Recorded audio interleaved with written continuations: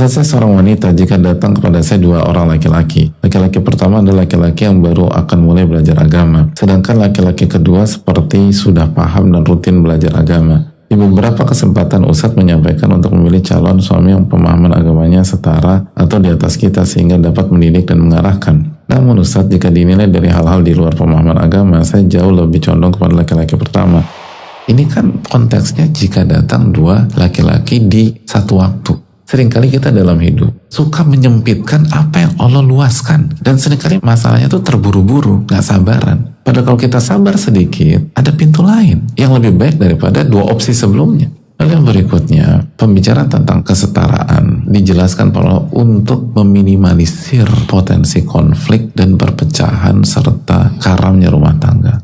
Bisa jadi yang pertama ini memang baru belajar tapi fitrahnya baik, hatinya bersih dan seterusnya. Dan memang dia setelah taufik Allah hanya butuh waktu. Nah mungkin orang seperti itu bisa diberikan kesempatan. Tapi nggak semua orang demikian. Ada orang justru terlalu beresiko. Jadi kita butuh variabel lain gitu loh untuk membuka pintu ke seseorang yang maju ke kita. Karena pada dasarnya yang pertama ini kurang direkomendasi para ulama.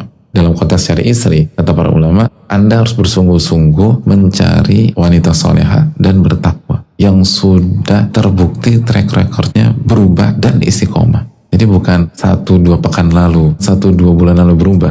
Ini nyari istri, apalagi nyari suami yang akan jadi pemimpin kita.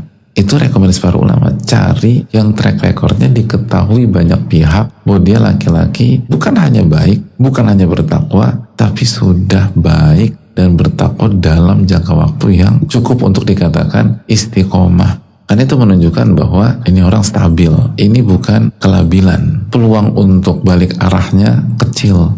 Setiap orang bisa berubah. Tapi kita harus tahu, ulama mengatakan salah satu hal paling sulit di dunia adalah merubah kebiasaan, karakter. Itu susah banget. Jadi orang yang sabar udah bertahun-tahun dengan orang yang baru belajar sabar, ya beda lah.